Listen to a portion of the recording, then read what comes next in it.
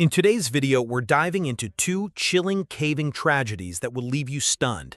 In the first story, a simple equipment failure traps an explorer beneath a freezing waterfall, but the second incident, it's even more haunting. As always, viewer discretion is strongly advised. In March 1997, two friends, Andrew and Attila, set out for a caving expedition at Rumbling Falls Cave in Tennessee, one of the most dangerous vertical caves in the U.S. Their goal, descend the cave's notorious 160-foot entrance pit.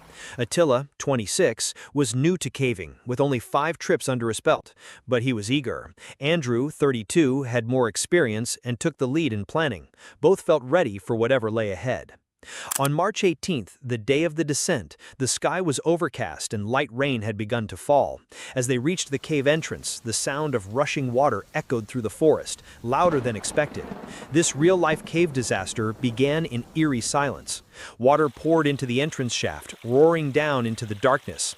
Their wetsuits sat unused in the car. They figured the cold wouldn't be too bad.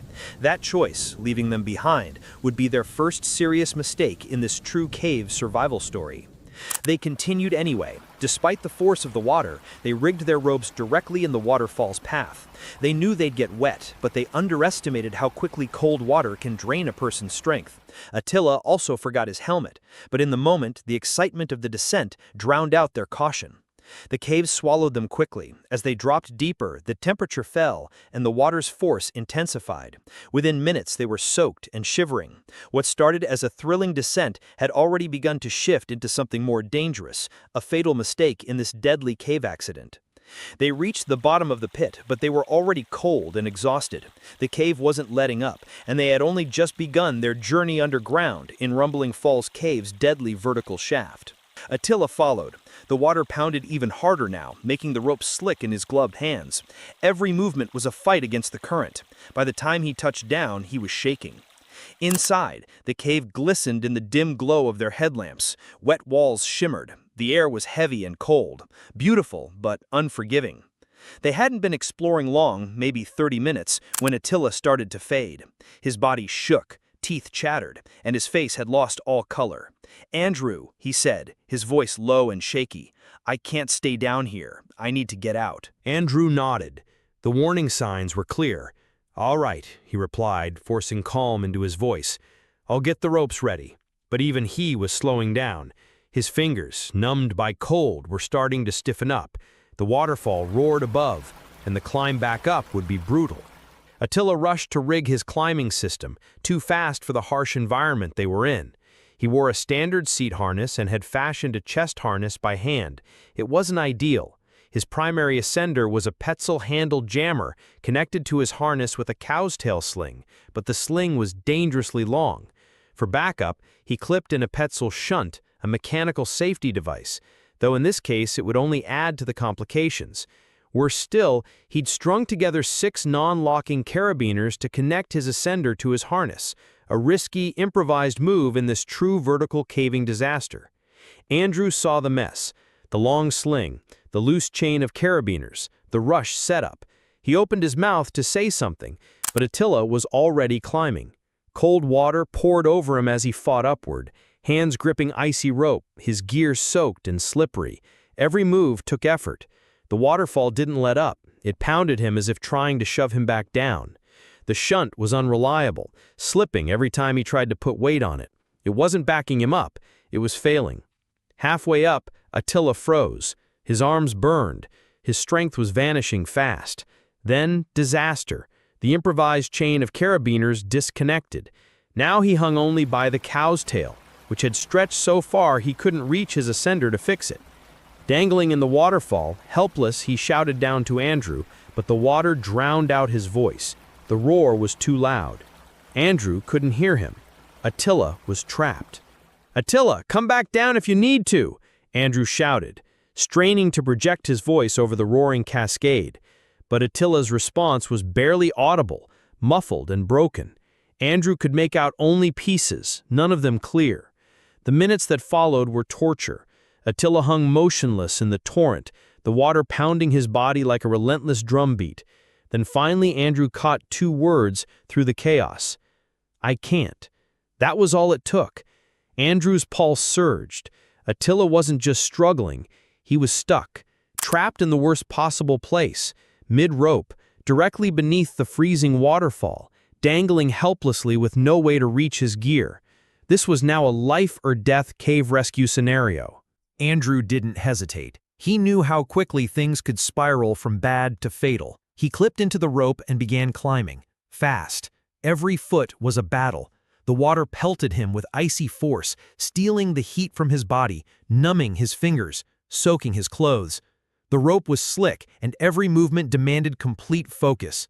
When he finally reached Attila, the sight hit him like a punch. Attila was slumped in his harness, barely responsive. His lips were blue, his skin pale and clammy, his hands curled inwards. Hypothermia was already sinking its teeth in, hard. There was no time to waste.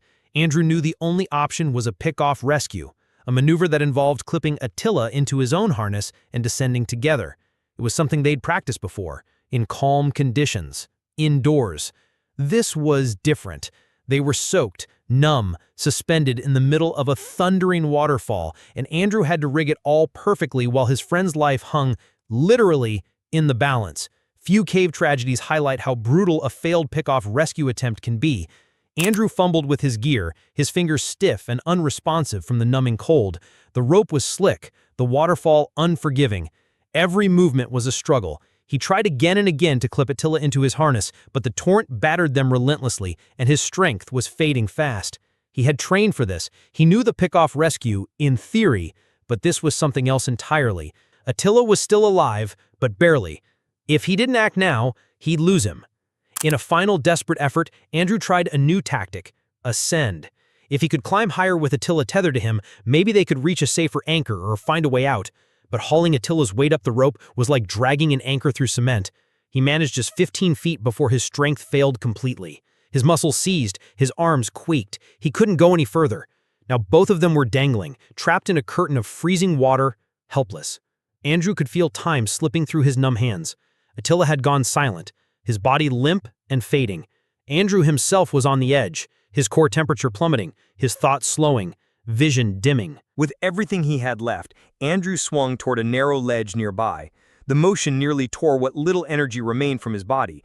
He slammed against the rock, somehow catching hold. And then, darkness. When Andrew finally awoke, hours had passed. His body was stiff and numb, his mind groggy and disoriented. But the reality of the situation came crashing down on him as soon as he saw Attila. His friend was still hanging in the waterfall, motionless. Attila's stomach twisted with grief, but he knew what had to be done. He re-rigged his equipment, his hands shaking uncontrollably, barely able to manipulate the gear. With a heavy heart, he cut the tether that connected Attila to him. It was clear that his friend was gone. Andrew made the agonizing climb out of the cave alone, every step filled with the weight of what had happened. When he finally emerged from the depths, he collapsed and called for help. Rescue teams arrived hours later, finding Attila's body still suspended in the torrent. A doctor on the scene confirmed what Andrew already knew. Attila had succumbed to hypothermia hours earlier. His makeshift climbing system, the cold and the harsh conditions of the vertical shaft had been too much. Looking back, it was clear that mistakes had been made from the start. Leaving the wetsuits behind, Attila's unsafe cobbled-together climbing gear, and their lack of experience in such a wet vertical cave environment had all played a role in the tragedy. The fatal error was likely when one of the non-locking carabiners in Attila's improvised rig came undone, a small oversight that left him stranded in a freezing waterfall with no way to reach his ascender or safety line. It was a tragic reminder of how quickly things can go wrong underground, how cave exploration accidents demand not just bravery, but meticulous preparation, proper equipment, and the ability to adapt under pressure. On April 18, 2004, Aaron Stockton and Jim Burke set out to explore a newly discovered cave near the Dark Canyon Lookout Tower in New Mexico. Both were seasoned adventurers, drawn to the mystery of untouched spaces and the chance to be the first to enter a cave hidden for centuries. This would soon become a real cave survival story. They reached the site late in the afternoon. The entrance was small, half hidden beneath rubble. With daylight fading, they decided to take a quick look inside. It would mark the beginning of one of the most intense New Mexico cave rescue efforts ever documented. Burke went in first. Slim and experienced with tight spaces, he was the better fit to test the narrow opening. It sloped into a shaft that dropped into what looked like a wider tunnel system. A cave rescue situation was already in the making. As he descended, a few stones crumbled loose beneath him. They stopped, listening. Small collapses weren't rare, but this didn't stop. Moments later, a sharp crack split the air. The ground shifted. Before Burke could move, 3 heavy rocks broke loose and crashed into the shaft behind him. Dust filled the air, choking the narrow passage. Burke pressed himself against the cave wall as the rocks thundered down, missing him by inches. The impact shook the ground, the sound trapped in the tight space like a drumbeat. For a moment he thought the entire entrance would collapse. This spelunking accident had escalated beyond control. When the dust cleared, he realized he couldn't move. The rocks had sealed the passage, trapping him in a cramped sitting position, his back against stone, one massive boulder just centimeters from his face. His heart pounded as he took in the reality. He was buried alive, a terrifying moment of underground survival. Somehow he wasn't injured. The rocks had landed just far enough to spare him. A narrow margin, but enough. Outside, Stockton froze at the sound, then dropped to his knees. He clawed at the rubble, pulling out smaller stones. "Burke," he shouted, hoping for any response. This was no longer exploration. It was now a dramatic cave rescue. After a tense silence, a muffled voice came through. Burke was alive and uninjured. Relief hit Stockton, but it didn't last. The entrance was sealed, and the slightest shift in debris could crush his friend. Time was against them. Stockton got to work, scraping at the rubble with his hands and whatever tools he had. He cleared a small hole, just 6 inches by 12, barely enough to pass sound. Through it, they could talk. Burke said he wasn't hurt but couldn't move. The air was damp and cold, and he was starting to feel it. A test of mental and physical endurance in this real cave survival story. Stockton knew he couldn't get Burke out on his own. The boulders were massive, and any wrong move could trigger another collapse. Thinking fast, he gathered tree branches and wedged them above the entrance to hold the unstable rocks in place. It was a temporary fix, but better than nothing. Stockton promised Burke he'd be back with help and took off toward the dark canyon lookout tower, moving as fast as the rugged terrain allowed. The hike was brutal. Evening air bit at his skin, the ground uneven and unforgiving, but he didn't stop. His friend's life depended on it. This survival story in caves had become a race against time. By the time he reached the tower, darkness had already settled in. A search and rescue team was quickly assembled and briefed, but after assessing the situation, they made a difficult call. The entrance was too unstable to risk a night rescue. One wrong move in the dark and more lives could be in danger. They'd have to wait until morning. Still, Stockton couldn't just leave Burke alone in the cold. He rallied a small group of volunteers, gathered food, water, and blankets, and began the long trek back. It took them 2 grueling hours to reach the cave again. Carefully, they used a long stick to push supplies through the narrow opening Stockton had cleared earlier. On the other side, Burke's voice came through. He was cold, but okay, still holding on. The team stayed by the cave entrance through the long, cold night, keeping vigil, listening for any signs from Burke and waiting for the first light of day. Help was on the way, but until then, they could do nothing more. Few cave entrapment stories are as intense and deeply human as this one. Between Burke and the outside world stood a barricade of massive boulders, each weighing over 300 pounds. The team started by removing the smaller rocks by hand, gradually widening the entrance inch by inch. It was exhausting, meticulous work, and every movement had to be precise. A textbook example of a cave rescue operation under pressure. For the larger rocks, muscle alone wouldn't cut it. The team brought in bolt anchors, a come-along winch, and a healthy dose of creativity. With coordinated effort and relentless determination, they managed to shift the first giant boulder. It was a small victory, but a critical one. The second boulder proved even more stubborn than the first. Every attempt to shift it risked triggering a collapse, as the surrounding debris shifted dangerously with each movement. The team worked with painstaking precision, knowing a single misstep could undo everything. As if the task weren't hard enough, nature turned against them. The wind began howling through the canyon, gusting up to 50 miles per hour.